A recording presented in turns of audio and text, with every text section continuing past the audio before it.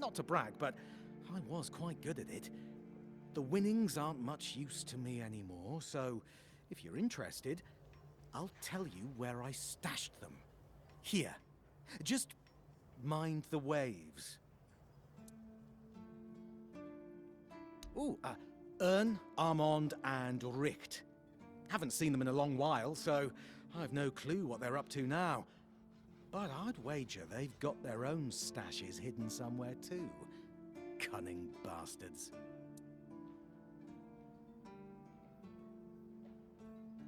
Take care out there. Keep your wits about you.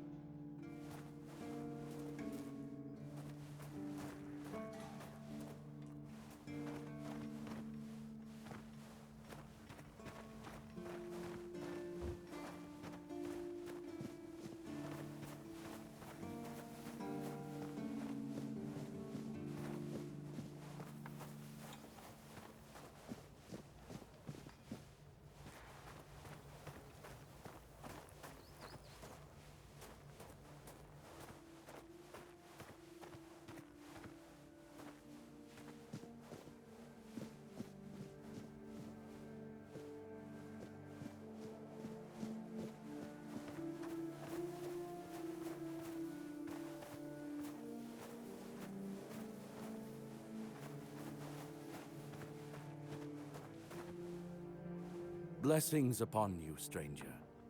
May the word always resonate within your soul.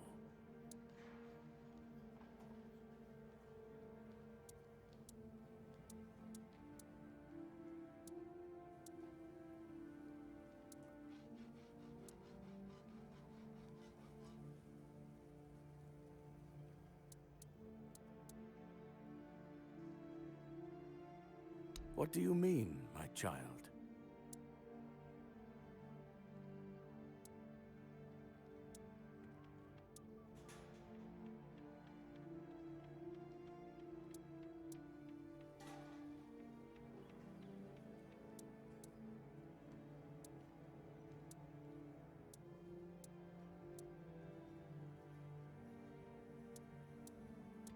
Indeed, my child.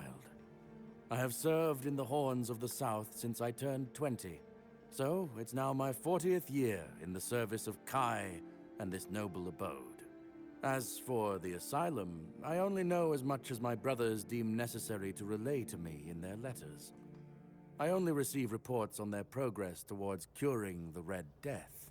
I'm afraid that I simply cannot believe your blasphemous words without proof. So it's your word against the word. Let's leave it at that. It's a sickness, a corruption, but also a mystery. Many of my brothers would call it a curse, a stain upon Avalon that must be purged. And yet, I wonder, did Kai not teach us that all things have a purpose? That even suffering carries wisdom? The weirdness twists and warps, yes. It consumes and it takes. But it also gives. Life grows in its wake. Strange and terrible, but life all the same. If we are to fight it, we must first understand it. And that is what frightens the Church most of all. Understanding. As prepared as any men can be against something they barely understand, Swords and fire will hold back beasts, but what of the creeping rot that twists flesh and mind alike? But there is one thing. The Excalibur they keep here. It has not been wielded in an age, yet the weird does not creep near it. Well, even as it rests upon its pedestal, the air around it remains untouched. The tendrils of corruption that strangle stone and steel refuse to claim it. The Keepers may not see it for what it is, but I do. There is power in that blade. Something ancient, something beyond the Church's teachings. And if it truly holds back the weirdness, then perhaps it was never meant for men alone. Safe? No. But safer than most, I suppose. But tell me, what is safety, truly? A stronghold? A weapon? A prayer? I've seen men with all three fall just the same. So no, I do not feel safe. But I do feel watched. And sometimes that is enough. Certainly. Kai's blessings know no bounds. But sometimes it's useful to seal them in a handy flask.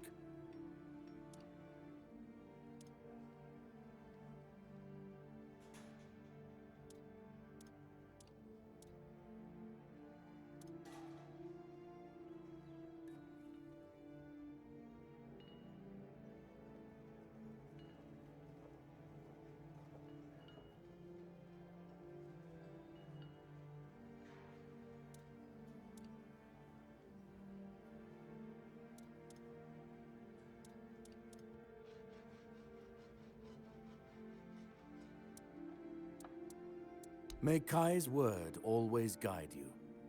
In the word, you will find solace.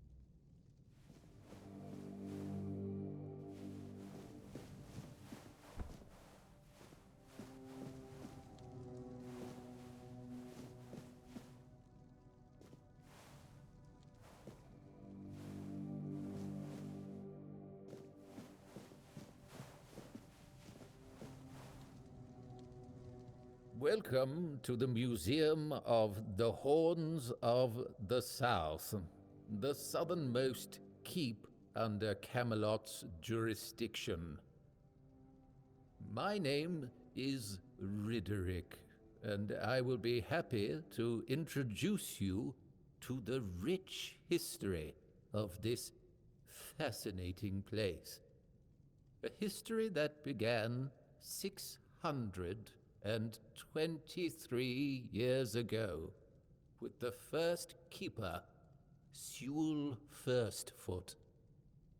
I'd also like to bring your attention to our numerous exhibits that are, as I like to say, inanimate witnesses of the history of the Horns of the South.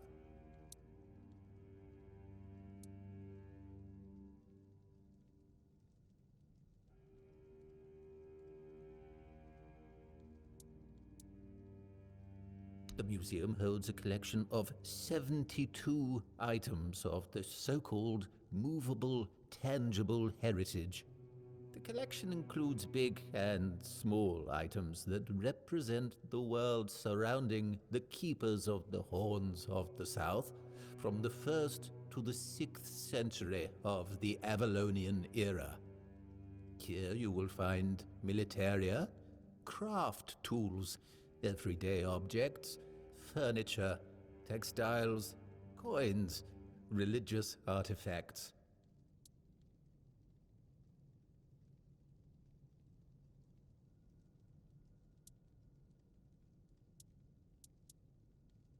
I'd say all exhibits are worthy of your attention, but I could point you to the ones I personally think to be the most notable, or subjectively, of course, the most interesting. Those would be the items that used to belong to Sewell Firstfoot. We have his signal horn, and also his boots. Those boots were the first to touch Avalonian soil. What is also worth mentioning is the tableware used by King Arthur himself during his visit to the Horns of the South in the 15th year of the Avalonian era.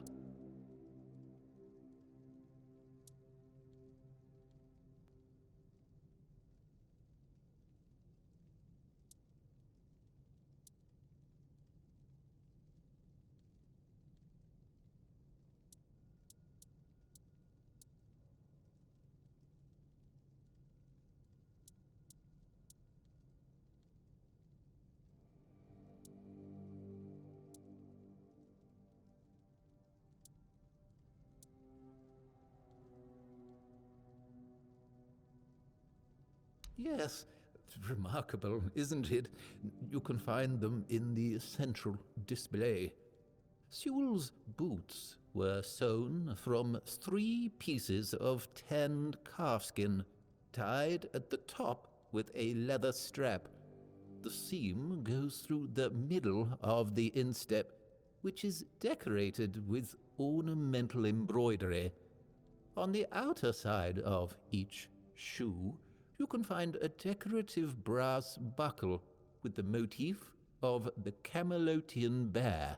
It is notable that even after 600 years, they are still excellently preserved, which is unusual considering the high humidity in this area. It means that even the keepers of that time must have realized the historical value of Sewell's boots, and therefore made sure to adequately preserve them.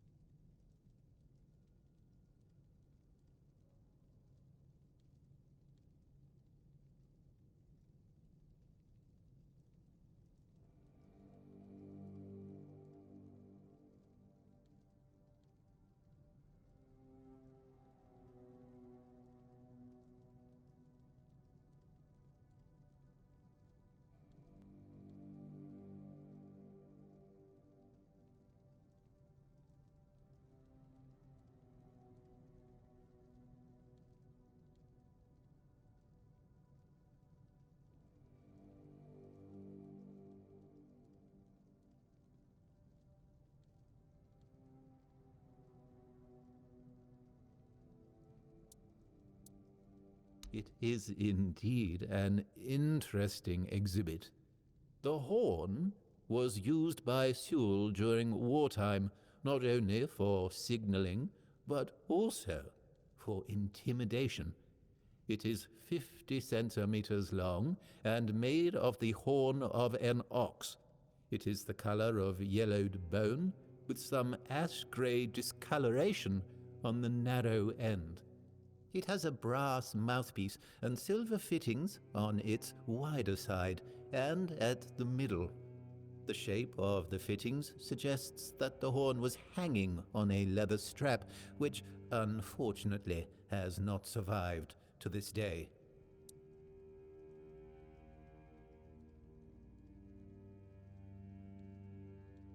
It's a memento of the visit of the legendary ruler of Avalon.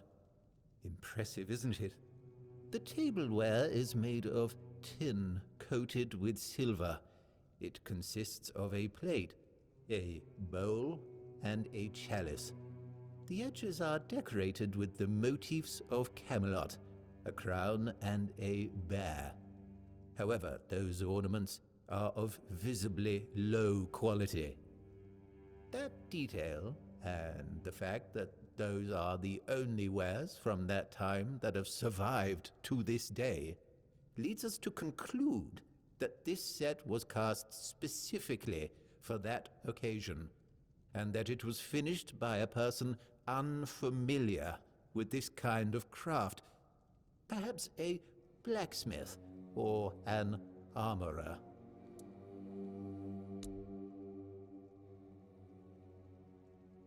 It began in the year 542. It is the crowning achievement of a group of keepers who were fascinated with Sewell Firstfoot. It took them years of tremendous effort to finally open an institution devoted to research and education, worthy of commemorating Sewell's great legacy. The first keeper of the museum was Gladwin Flanagan, who was personally appointed by Captain Berach the Black.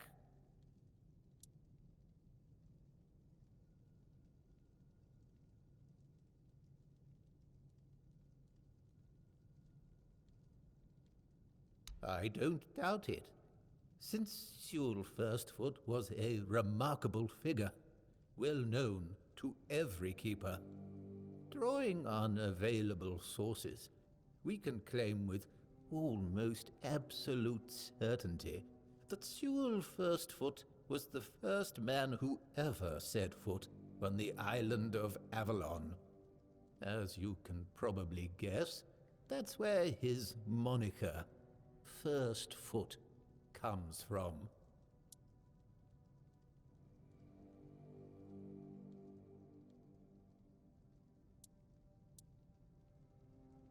Oh, of course. Sewell was an outstanding commander whose strategic mind, bravery, and charisma contributed to our capture of the South from the Four Dwellers. He was also the founder of the Horns of the South, so I can say with absolute conviction that if it were not for Sewell Firstfoot, we wouldn't even be standing here having this conversation. Really? Do you mean it? Thank you. That's really nice to hear. I'm not used to positive feedback. Usually people only come here when they've had too much to drink and decided that it'd be fun to come over and start mocking me, or touching the exhibits with their greasy fingers. The last person who seemed to actually be interested in the museum was Lady Elaine. We talked a bit about Captain Lex and the trip that ended tragically in the year 513. It was described in The Last Voyage of the Andraste, an interesting read. Although I'd say it should be classified as fiction. Lady Elaine thought differently. Apparently she's looking for the wreck of the Andraste. Can you believe that?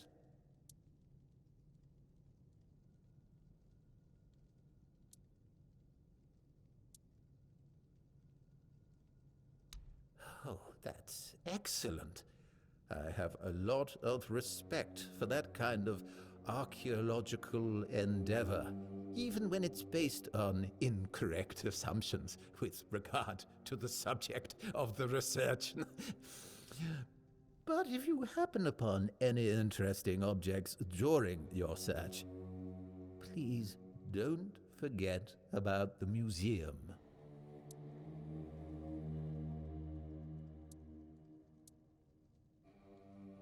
Do you mean the document with information about the course, weather, position, and speed of the ship, as well as all of the stops and other occurrences kept by the captain or the first mate? More specifically, the document from the bridge of the Andraste, which sank tragically in nearby waters in the year 513. Indeed, we have it. Please wait here.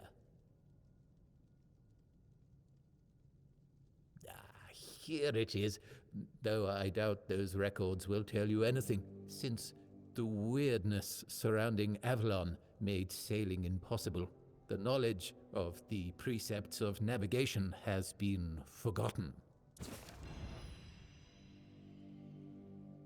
Oh, no, we know that. You should have mentioned that you're looking for the wreck of the Andraste rather than the logbook. Every keeper knows that the Andraste was swallowed by the ocean. It's near what's currently known as Smuggler's Bay. Here, I'll mark it on your map. Oh, truly? I never expected to hear such a naive question. What do they teach you in those rural schools? Likely nothing, which would explain why Avalon is in such a deplorable state. But you are fortunate, for I never refuse access to knowledge to those who wish to expand it. Saras, the flagship of King Arthur's fleet, was an exceptionally impressive construction of oak and ash wood. Unfortunately, it fell victim to rebels. A group of unfortunate individuals, misled by the empty promises of Merlin's apprentice Nimue, dared to seize Saras, and several smaller vessels also, in a clumsy attempt to return to the homelands. All of this in the midst of wartime turmoil on the eve of victory. Naturally, such treason could not go unpunished. King Arthur ordered Merlin to summon a terrible storm that dragged the rebels to the bottom of the sea. He did so to prevent anyone else from following in their footsteps. He wisely believed that returning to their homelands amounted to little more than a romanticized form of extended suicide. Honor and glory to King Arthur for that decision. Had more people followed the rebels' example, Avalon would not have retained enough population to maintain stability and form a functioning society.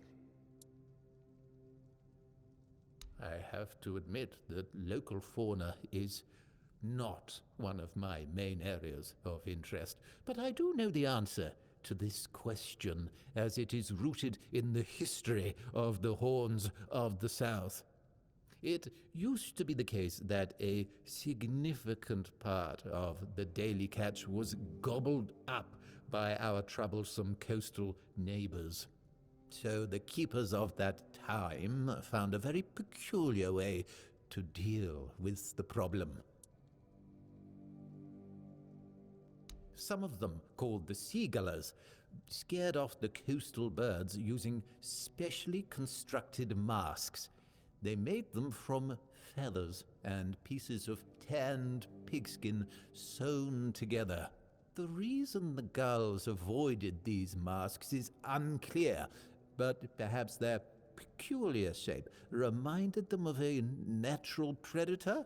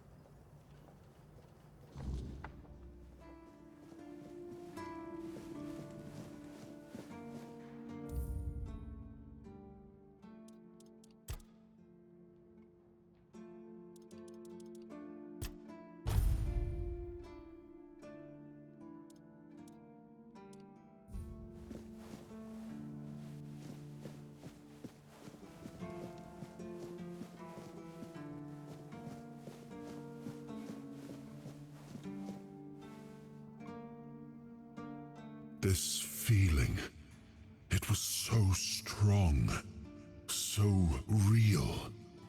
I remember now the weight of it, the power. This blade was never just steel. It was a part of me.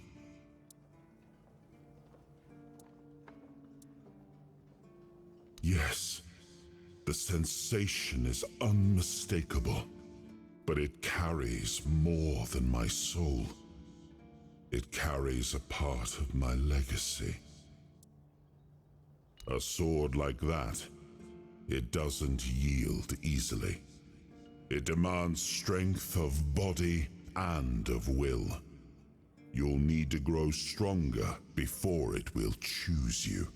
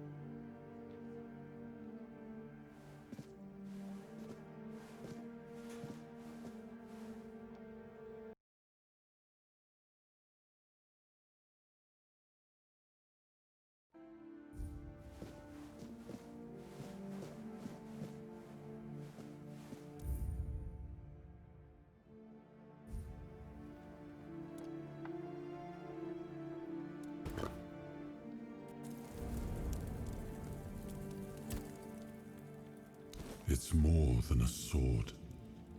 It's a promise. A blade that stands for unity, for strength, and for hope. It wasn't just mine. It belonged to Avalon. Every swing, every battle was fought for the land and its people. But Excalibur is also a burden. It demands more than just skill. It demands purpose. Without that, then it is just steel.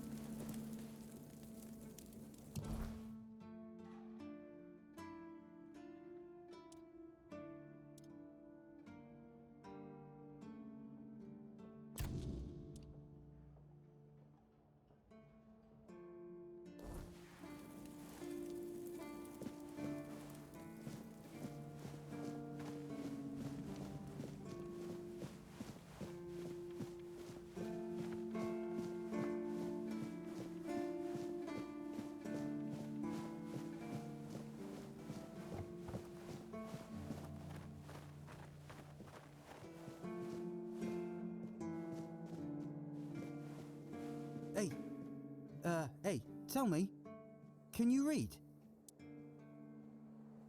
Listen, I'm no good with words. Could you read me a letter from my sister? She's learning how to read and write. Can you believe it? She writes letters to me. I'm so proud of her.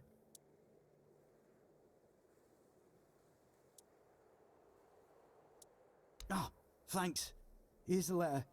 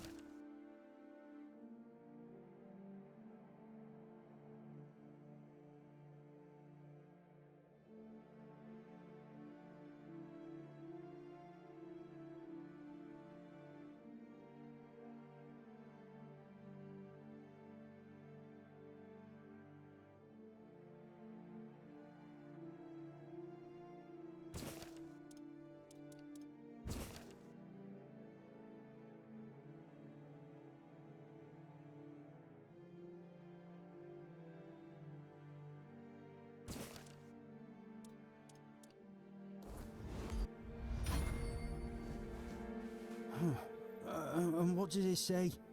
Everyone's healthy?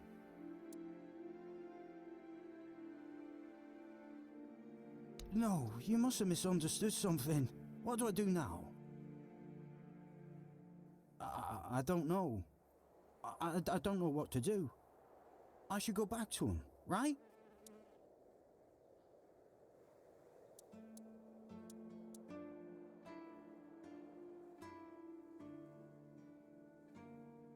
I guess.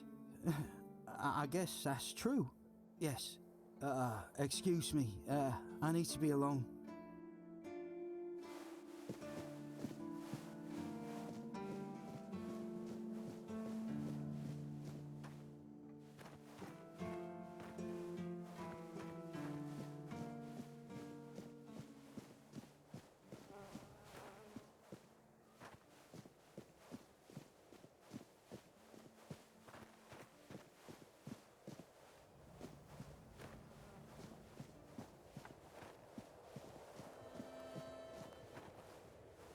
you think of scale armour? Scale armour. What do you think of it? The ones all the keepers wear.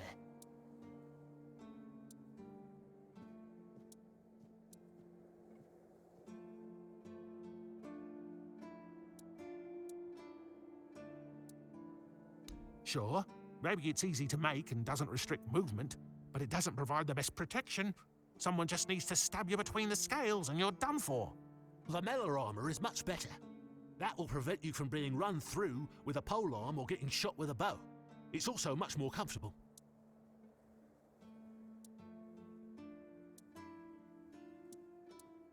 Oh, of course. I mean, I've never made one. I'm not an armourer. But I've read so much about it that I'm sure it won't be a problem. Here's the page from the Armourer's Almanac that explains the process. I read a lot about it. In Volume 4 of the Armourer's Almanac, Arden's Shadowblade describes the differences between various types of armour. For example, chainmail allows for a good range of movement, but it's heavy. It also provides poor protection against blunt weapons, and its production is laborious.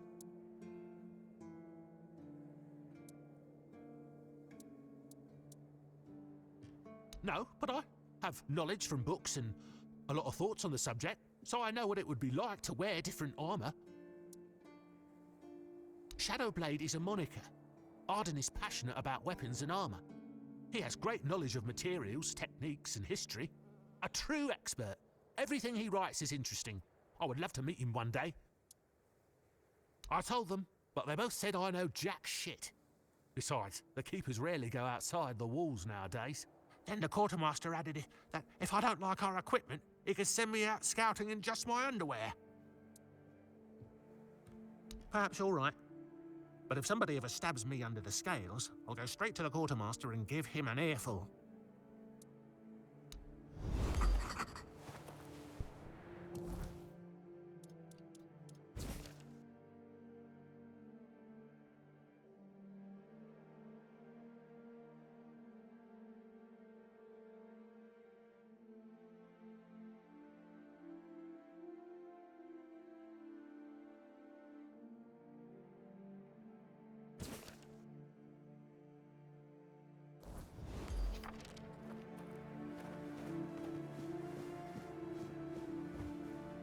Are you here to keep me company or put me out of my misery? Just kidding. I love the view, but this weather is killing me. Always windy. Always moist. You don't say. I didn't choose to be here.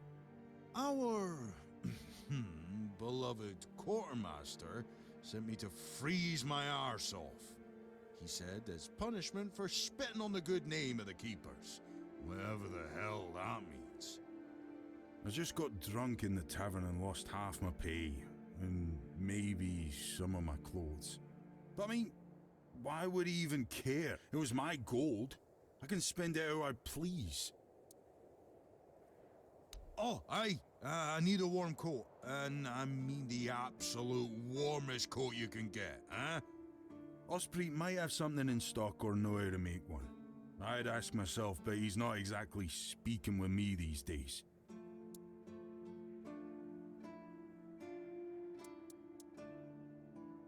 Stupid. That's what I was. I may or may not have commented on our blacksmith's skill. I gave him a blade to sharpen, and when I got it back, it was still dull. Osprey swore he did his job properly. I said he's getting old. And so on and so forth, until it turned out that my mate had played a trick on me, swapped my sword with another one that was as dull as a stump. I tried to make amends with Osprey, but the old man's pride is as stiff as his steel. Can't say I blame him. Now, here I am, frozen to the bone and in need of a hand. You got one to spare? Thanks, friend. I knew I could count on you.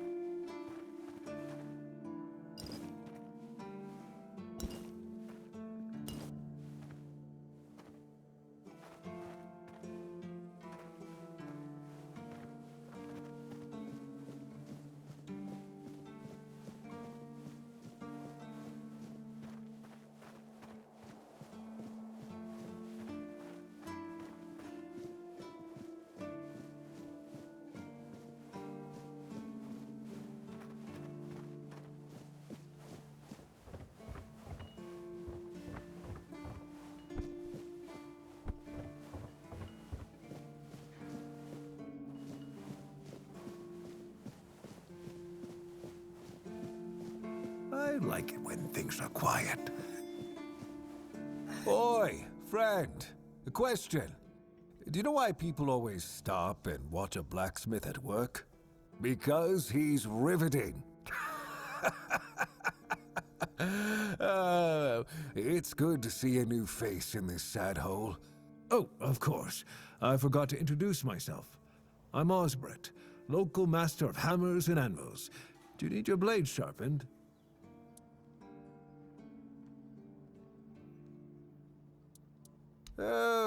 Not really. Especially since we went into a lockdown a while ago. People used to come and go. Now and then a ship would make a stop at the village below, but nobody's really come around since. Well, since the entire shit show that's going down everywhere. Now that I think of it, you're the first they've let in. What'd you do? Who did you bribe? Oh, so you have friends in Camelot. Good for you. Of course I do. Those pins are peak craftsmanship, and very rare at that. We only gave them out on Camelot's orders. But when I look at you, well, it's pretty obvious you wouldn't be able to beat a knight. And even if you found one already dead, you'd sooner nick his armor than a pin you knew nothing about. Either way, good for you.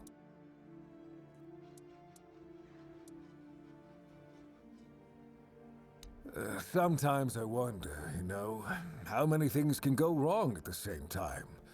They say that misery loves company, but here, it's like we've done something to anger the gods, and they're taking their sweet revenge. First, we started hearing that the weirdness was spreading near Grubwood. Soon after that, we saw waves of bandits approaching from there. Desperate people. They took a lot of our territory. Then, the Del Rita tribes took over the All-Mother's Temple. And after that, the supply chains from Camelot collapsed for some reason. And so on and so forth. We're in quite a pickle, my friend. We've started betting on what's going to happen next. Sea monsters? Who knows?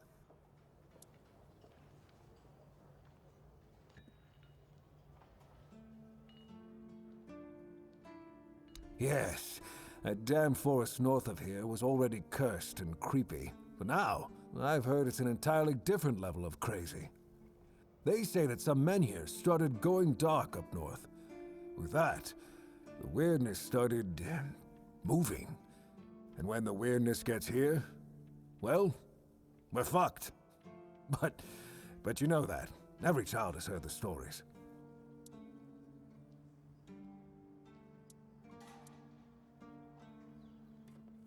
Truth be told, most of them are just people desperate to survive.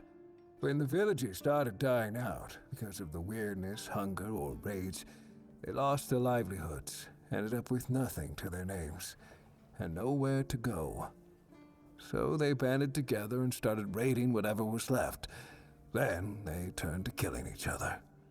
They're like rabid wolves. Too bad they're here now, too. I don't know. It's hard to explain. They kept to themselves, perched in the mountains near the Forlorn Swords. Then something happened, and suddenly we saw ships arriving near our eastern shores.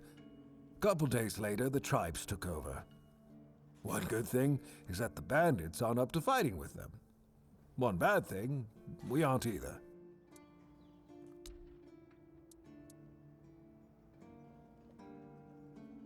Yeah, after we lost 2 squads trying to take back the All-Mother's Temple from the Del Rita, our captain decided that nobody leaves the Horns. Then he shut himself in his office, without leaving us any orders. Virgus is trying to keep the lads occupied, but... just look around. Half of the people here are losing their minds, and the rest are losing their wages on drink. I heard that Dew fell down the stairs and didn't break a single bone.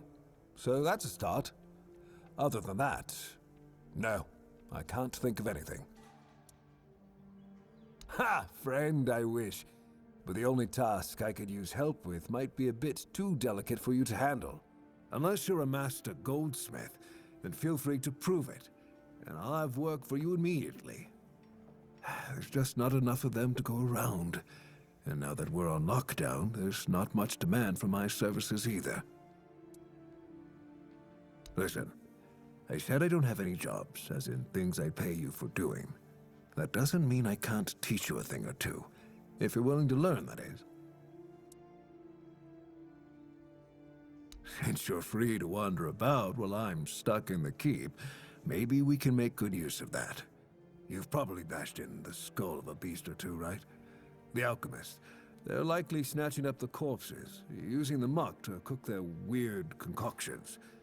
But perhaps you'd rather craft yourself some armor from those hides, huh? We should start with something simple. Let's see.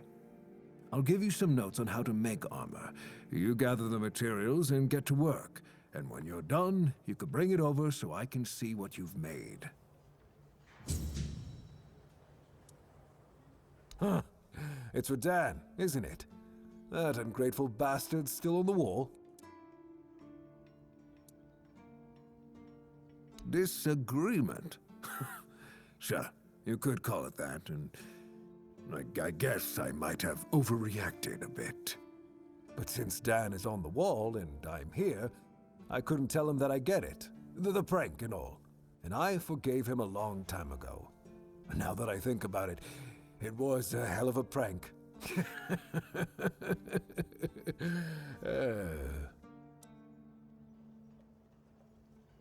Well, he was right. I am old, but inefficient, stung a little bit. After all, I did my job well, and his sword is as sharp as Excalibur itself. Well, I may not be angry with him anymore, but that doesn't mean I'll work my ass off so that his doesn't freeze. Here's an explanation of how to make it. Feel free to help him out yourself.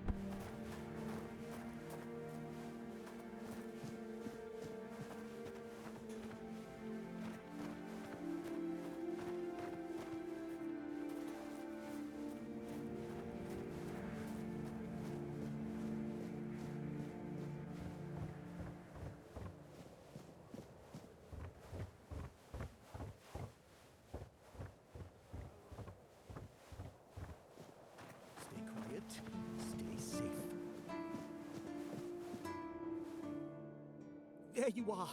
Finally. Do you have what I need? A mask? Eh? Are you sure? Ah, whatever, sod it.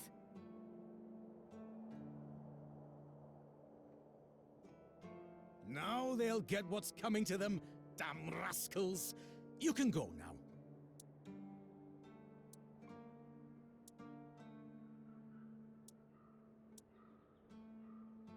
You're right. Here, take this. But don't think, even for a moment, that the struggle is over. We need more, much more, to finally rid ourselves of those blasted birds once and for all. Are you ready for the next step in our fight against the flying, shitting enemy? That's the spirit! In a war like this, every ally counts. Look, I've got the perfect seagull trap design right here. You just need to make a few and set them up in some strategic spots, like this one. And those flying pests will surely get caught. We need to work smart.